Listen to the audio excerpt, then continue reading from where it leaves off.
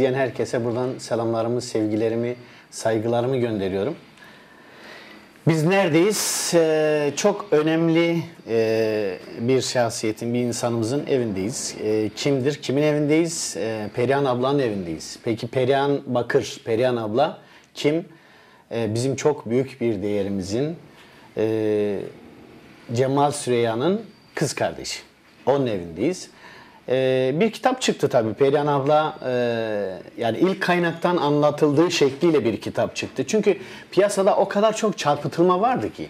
Yani Cemal Süreyya hakkında isminden başka hiçbir şey bilmeyen insanlar bile bu konuda yorum yapmaya başladılar. Yok efendim şöyleymiş de böyle olmuş da şöyle gitmiş de.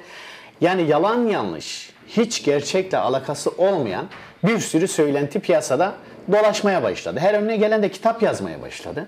Yani hiç olaya hakim olmadan, olaya vakıf olmadan, Cemal Süreyya'yı tanımadan ya da Perihan ablayı, yani kız kardeşinin ki yaşadığı şeylere en büyük tanığı şu an hayatta Perihan abla. İlk kaynaktan, yani çocukluğundan tutun Cemal Süreyya'nın öldüğü güne kadar yakınında olan insan, ilk tanığı Perihan abladır.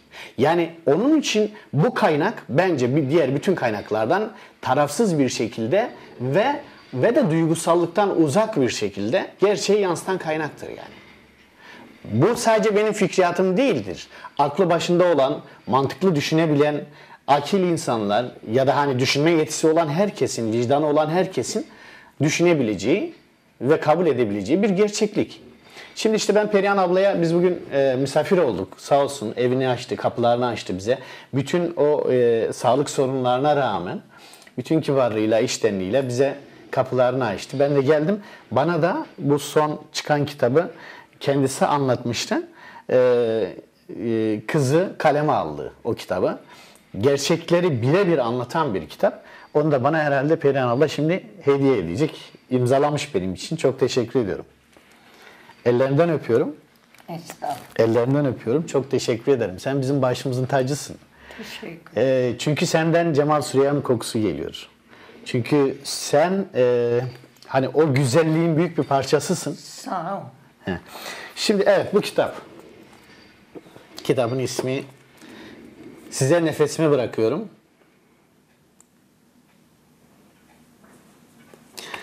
Bu kitap tabii hani kız kardeşi Cemal Süreyya'yı anlatıyor dedik. Perihan Bakır.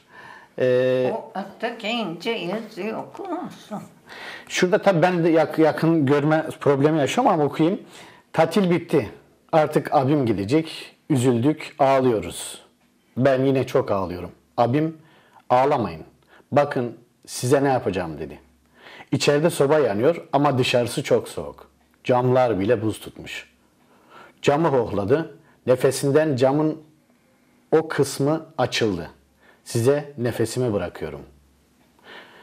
Buna bakarsınız dedi. Bir de sizi seviyorum diye yazdı cama. Ve gitti. İki kardeş o cama bakarak çok ağladık. O sıkıntılı zamanlardı değil mi? Yani analığın olur. Şimdi işte evet. Benim bu nereden çıktı? Hangi yayına? Everest'ten çıktı sanırım. Evet. Değil mi? Everest yayınlarından çıktı bu kitap. Siz dostlarıma tavsiyem nedir biliyor musunuz? O yalan yanlış şeyler yerine bence şu kitabı, Everest yayınlarından çıkan bu kitabı birebir alır okursanız Cemal Süreyya gerçeğini yani yakından görmüş olursunuz. Onun için tabii ki şimdi baktığımızda piyasada ya işte Cemal Süreyya'yı ben şöyle tanıyorum diyenler var. Yok işte eşlerinin yorumları var, bilmem ne var. Yani bunlar bence bu kaynak gibi, ilk kaynak gibi gerçekçi değildir. Çünkü oraya duygusallığını katan var, oraya kafasına göre yorum yapan var. Cemal Süreyya üzerinden popülaritesini ya da kendisini var edenler var.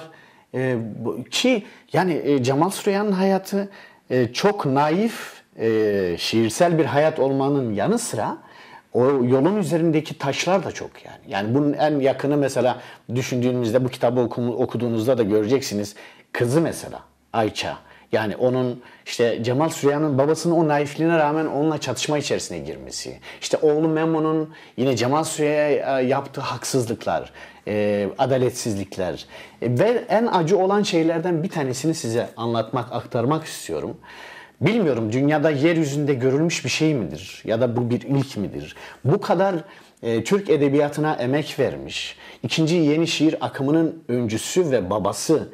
Yani diğerleri ikinci yeni şiir akımını başlatanlar içerisinde tabir yerindeyse şöyle bir değerlendirme yapılıyor. Diğerleri bu akımın içerisinde yüzüyordu ise Cemal Süreya sörf yapıyordu. Yani bu akımın babasıydı.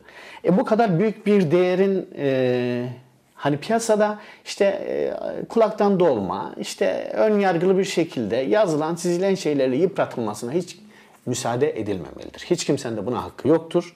İşte dediğim gibi ilk kaynak böyle burada elimizde. Zaten bu kaynak buna da izin vermeyecek diye düşünüyorum. Perihan ablanın da en çok istediği şey buydu sanırım. Evet, abimin istediği. Evet, buydu. Önceleri abim 70'li yıllarda istedi bunu. Fakat olmadı. Tabii çocuk büyütüyorum. Dersleri şu bu olmadı. Vefat ettikten sonra da asla işte böyle hastalandı. Ama sizin de tabii gayeniz neydi? Şu kitabı Ölmeden yazayım istedim. Kızım Güzin Tanyeri de buna çok yardımcı oldu. kızınız Güzin Tanyeri sağ olsun. Ben anlattım. O yazdı. Ama bütün yorgunluğu, araştırmayı o yaptı.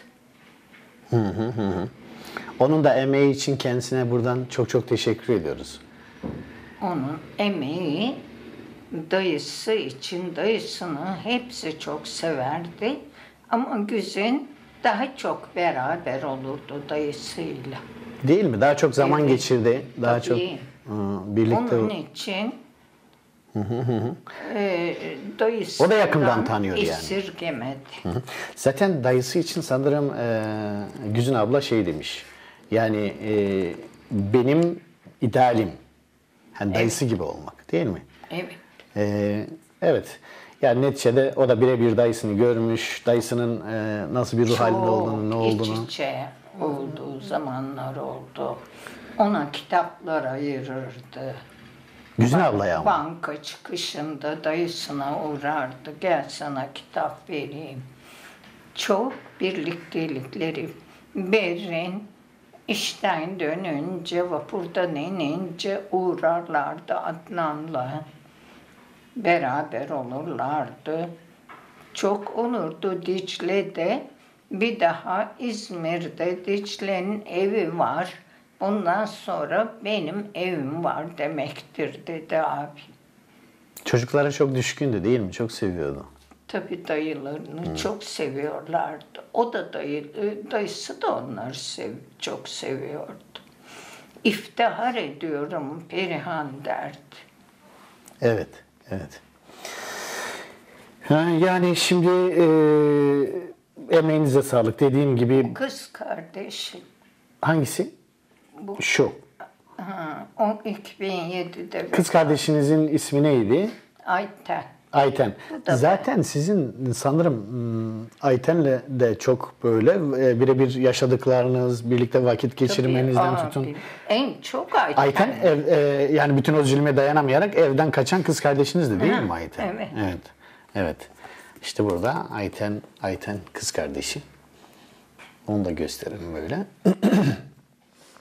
İnanılmaz bir hayat, inanılmaz bir öykü. Yani ama dediğim gibi işte bu kitap bütün her şeyi o ön yargılardan arındıracak. En sade, en saf. Hani diyorlar ya doğru duvar yıkılmaz. Yani bir Cemal Süreya'yı karalamak, bir Cemal Süreya yok işte şöyleydi, yok işte kadınlara düşkündü, yok bilmem neydi. Yani bu ön yargılar, bu şeyler işte derler ya güneş balçıkla sıvanmaz. İşte elimizde tuttuğumuz bu gerçeklik ki Perihan abla ben ölmeden bunu çıkarmak istiyorum. İnsanlar en azından Cemal Süreya'yı birebir ilk ağızdan kız kardeşinden dinlesinler, anlasınlar, öğrensinler. Kimmiş Cemal Süreya? Değerli insanlar, abimi seven vefat ettiler. Çoğu. Onlar öyle değillerdi. Şimdi Ahmet Sağ yazmıştı. İleri insanlığı tanınmış maliyeci, mütevazi, Yani herkes neler yazıyor abim için. Ama onlar hazmedemiyor. Tabii hazmedemeyenler çıkacaklar. Yani dediğim gibi kendini Cemal Süreya üzerinden var etmeye çalışanlar çıkacaklar. Sönük hayatlarına Cemal Süreya'nın ışığından tutup da onu canlandırmaya çalışanlar çıkacaklar. İşte ben böyle tanıyordum, işte çocukluğu şu yerde geçti, şöyle geçti, köyde şöyleydi, böyleydi filan. Bir sürü laf, bir sürü şey safsata söylenecek, edilecek ama dediğim gibi işte sizin yaktığınız bu ışık onların o gereksiz şeyleri böyle... O da Güzin, anne yazalım, anne her seferinde hastalanıyorum öyle dedikçe Güzin de benden çok çekti. Şimdi biz bunları nerelerde bulabiliriz? Zaten sanırım Google'a girdiğimizde Everest yayınlarından size nefesimi bırakıyorum. İşte Perihan Bakır anlattı. Kızı Güzin Tangeli bunu kaleme aldı. Bu kitabı lütfen ama lütfen kitapçılardan alın, birebir okuyun. Cemal Süreya'nın gerçek yaşam öyküsünü ilk kaynağından yani okuyun, öğrenmiş olursunuz. En azından kafanızdaki o fazla artık bilgilerden, gereksiz bilgilerden de arınmış olursunuz. Çünkü Cemal Süreya gerçekten sadeleşiyor artık. Kız kardeşinin çıkardığı bu kitap sayesinde sadeleşiyor. Dediğim gibi güneşi balçıkla sıvayamazsınız. Ortaya o en yeni, en eski, en güzel haliyle pırıl pırıl ortaya tekrar çıkmaya devam edecek. Eklemek istediğin bir şey var mı Perihan abla? Söylemek istediğin bir şey var mı? Çok teşekkür ederim. Hayır. Ben teşekkür ederim. Ellerinden Ne öpüyorum. gerekiyorsa yazdım işte bildiklerimi yazdım. Yaşadıklarım gerçek ama. Aynen, Gerçek yaşadıklarım. Evet. Buradan bizi izleyen bir sürü insanlar vardır mutlaka. Onlara söylemek istediğin bir şey var mı?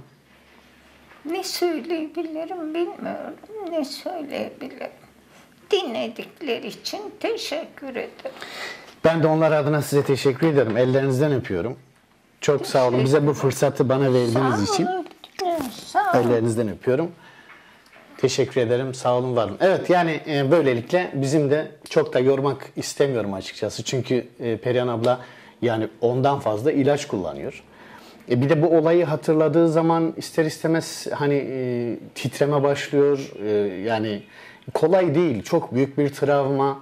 Bunu defalarca tekrar hatırlamak takdir edersiniz ki kolay, hiç de kolay bir şey değil. Onun için çok fazla yormadan sohbetimizi burada kesiyoruz. Kendinize çok iyi bakın. Görüşmek üzere. Hoşça kalın.